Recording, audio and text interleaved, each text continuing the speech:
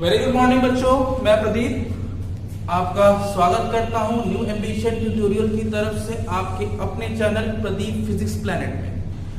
हम लोगों ने इलेक्ट्रोस्टैटिक्स स्टार्ट करा है और इलेक्ट्रोस्टैटिक्स के 3 लेक्चर कंप्लीट हो चुके हैं। 3 लेक्चर्स में अब तक हमने कूलम्ब्स लॉ तक कंप्लीट किया हुआ है। आप देख लीजिएगा, पिछले वीडियोस में पढ़े हुए हैं।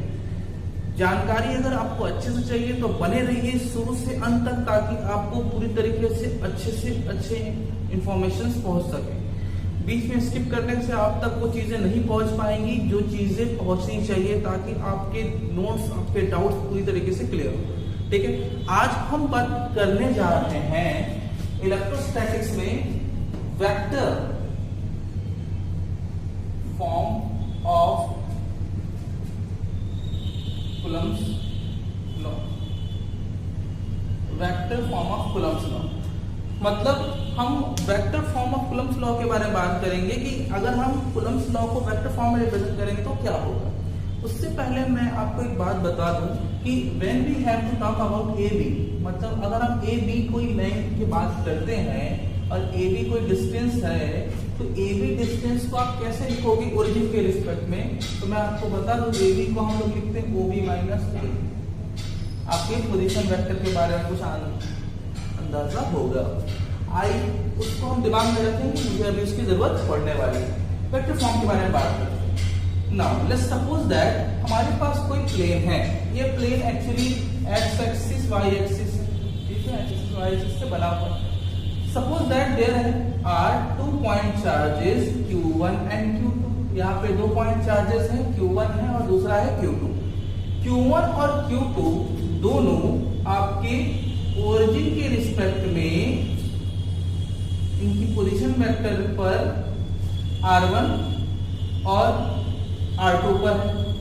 ठीक है, तो मैं अगर बात करूं कि इनके बीच का जो सेपरेशन होगा Q1 और Q2 का, वो क्या होगा, इनके बीच का जो सेपरेशन होगा वो R2 माइनस R1 या R1 minus R2 magnitude wise होगा।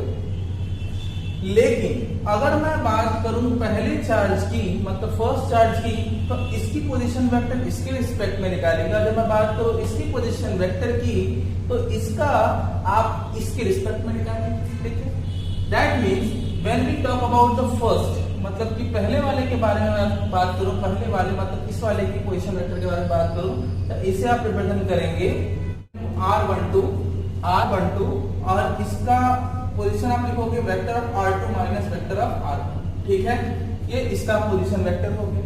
अब मैं बात करूं इसकी, मतलब कि सेकंड चार्ज की, सेकंड पॉइंट चार्ज की, तो इसका जो पोजीशन होगा वो होगा आपका 2 1 और इसको आप लिखेंगे vector of R1 minus vector of R2। आइए वेक्टर, ठीक है बात। तो ये हो गया आपका पोजीशन वेक्टर। थोड़ा सा और आगे बढ़ते हैं और चेक करते हैं कि अगर मैं इसको लिखने की बात करूं इस बेसिस पर, इस वाले बेसिस पर मैं लिखने की बात करूं, देखिए ये जो पॉइंट्स हमने लिखा है उसी की बेसिस पर लिखा है। ठीक है, ये पोजीशन वेक्टर हमने 11th में पढ़ा। थोड़ा और आगे बढ़ता हूं और बात करता हूं इसके बीच में लगने वाले फोर्स की। तो इनके बीच में अगर लाइक चार्जेस हैं तो रिपल्शन फोर्स लगेंगे। तो आइए बात करूं मैं इस पर लगने वाले फोर्स की। तो let's suppose that both are like charges. तो लाइक चार्जेस हैं, ये फोर्स हो गया F1, ठीक है, और ये वाला फोर्स हो जाएगा F2। क्योंकि F2 किसकी वजह से लग रहा है, इस 1 की वजह से लग रहा है, तो F2 ड्यू टू 1, और इसका क्या होगा F1 ड्यू टू 2। ठीक है, तो फिर आइए अगर मैं F12 को लिखने की कोशिश करूं, ठीक है, वेक्टर ऑफ, ठीक है, force on F12, force on F1, force on 1 due to 2, 1/4 pi epsilon naught. ठीक है, Q1 Q2 अपॉन डिस्टेंस क्या होगा बच्चों, डिस्टेंस आप लिख सकते हो R, मैग्नीट्यूड तो R ही रहेगा, और इसका जो पोजीशन, इसका तो पोजीशन होगा तो इसके रिस्पेक्ट में आप लिख सकते हो 2 1। ठीक है, कैप के साथ, कैप है यूनिट वेक्टर जो डायरेक्शन बताता है यहां से यहां की। ठीक है, इसका जो पोजीशन वेक्टर है, अगर मैं इसका पोजीशन वेक्टर इधर से लूंगा तो R21। इसी तरीके से इक्वेशन नंबर 1 लिख दीजिए। अगेन अगर मैं बात करूं, again force on second charge due to first, तो इसको मैं लिख सकता हूं vector of 1 2 is equal to 1/4 pi, sorry vector of 2 1 epsilon naught Q1 Q2 upon R square, और इसको आप क्या लिख सकते हैं, इसको लिख सकते हैं वेक्टर ऑफ या फिर गैप ऑफ 1 2, इक्वेशन नंबर 2 लिख दीजिए। ये हो गया। अब जरा बात करूं मैं कि दोनों को जरा ध्यान से देखिए कि इसकी पोजीशन वेक्टर इसकी पोजीशन वेक्टर में क्या डिफरेंस है। R12 और R21 में अंतर किस बात का है, बस अरेंजमेंट का है। तो हम ये कह सकते हैं क्या, फ्रॉम एबव हम ये कह सकते हैं क्या कि R12 cap is equal to minus of R cap 21, ऐसा लिख सकते हैं हम, ठीक है, बस अरेंजमेंट का डिफरेंस है। Now equation 2 can be written as, अब इक्वेशन 2 को बच्चों आप क्या लिख सकते हो, vector of 21 is equal to 1 upon 4 pi epsilon naught Q1 Q2 upon R square, और ये 1 2 को आप माइनस के साथ लिख सकते हैं, R12 is equal to minus, तो यहाँ पे R21 लिख दीजिए और आगे माइनस लगा दीजिए। अब ये नया इक्वेशन तैयार हो। और जरा ध्यान से देखिए, ये जो पूरा पोर्शन है बच्चों, ये जो पूरा पोर्शन है वो यहां से रिप्लेस हो जाएगा, फ्रॉम इक्वेशन 1 से रिप्लेस हो जाएगा, ठीक है। हेंस फ्रॉम इक्वेशन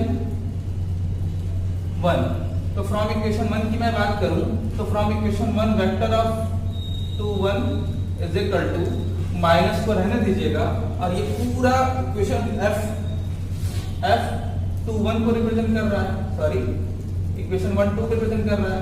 अब जरा ध्यान से देखिए कि ये क्या बताता है कि vector of 21 is equal to vector of 1 2 into minus, means क्या है कि वेक्टर ऑफ F12 और F21 both are same, but direction क्या है, दोनों के अपोजिट है, और दिस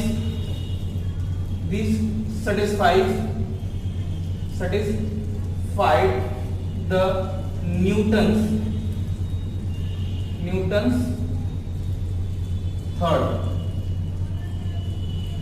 लॉ, ठीक है। न्यूटन के थर्ड लॉ को ये क्या करता है, सेटिस्फाई करता है, ठीक है। बात क्लियर हो गई। तो मतलब वेक्टर फॉर्म में क्या पता चला हमें कि दो पॉइंट चार्जेस के बीच में लगने वाला फोर्स, दोनों का मैग्नीट्यूड सेम और फोर्स का डायरेक्शन जो होगा वो क्या होगा, अपोजिट होगा, ठीक है।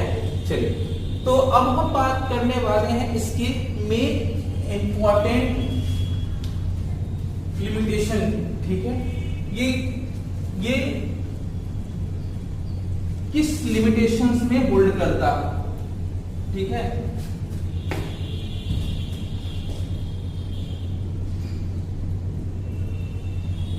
लिमिटेशंस, किसकी लिमिटेशंस, आपके कूलम्ब्स लॉ की लिमिटेशंस। पहला, it holds only for point charges. Point charges के लिए केवल होल्ड करता है। पॉइंट चार्जेस मतलब बहुत छोटा टाइनी चार्ज होता है बच्चों, ऐसे चार्जेस जिनका मैग्नीट्यूड बहुत छोटा हो और बहुत छोटे मैग्नीट्यूड के कारण ये अपना फील्ड फाइनाइट रखते हैं, ऐसे पॉइंट चार्जेस को, ऐसे चार्जेस को हम पॉइंट चार्जेस कहते हैं, ठीक है। पॉइंट चार्जेस वही पॉजिटिव और नेगेटिव चार्जेस के रूप में होते। दूसरा मैं बात करूं कि और क्या है लिमिटेशन इसकी, it holds only when inverse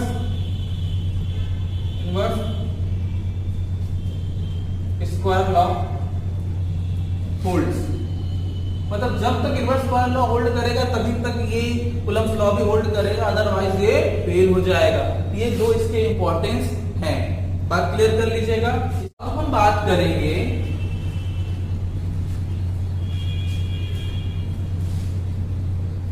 अब हमें देखना है कि dimensional formula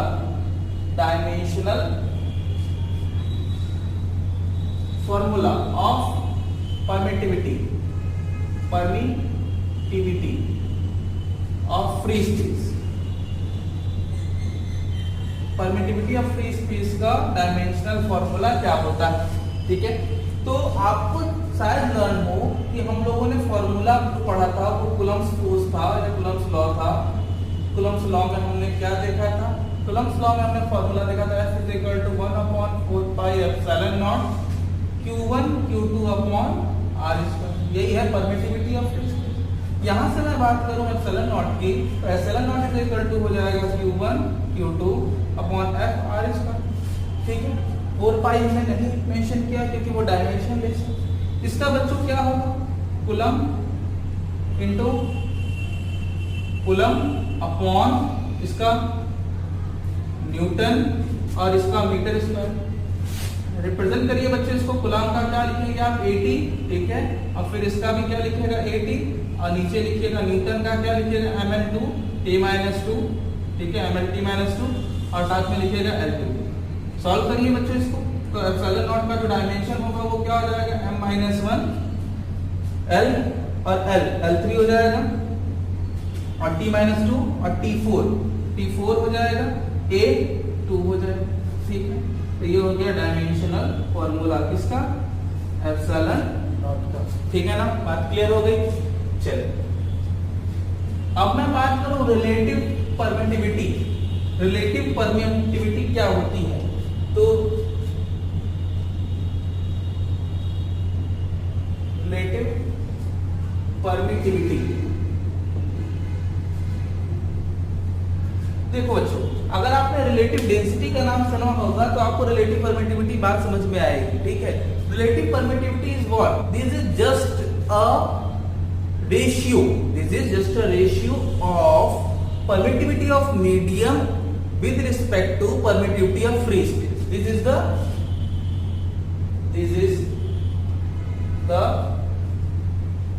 ratio of permittivity of medium with respect to permittivity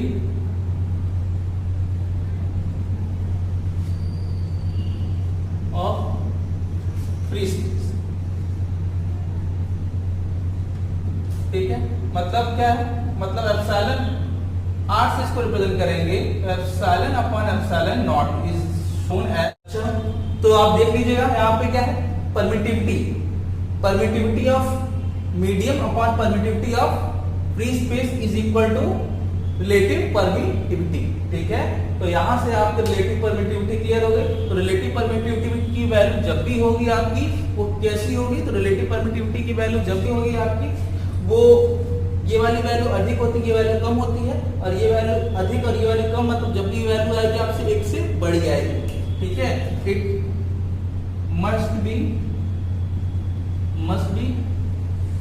greater than 1।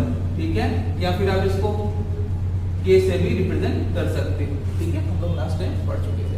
ठीक है, आज के लिए बस इतना ही, तब तक के लिए अपना ख्याल रखिए।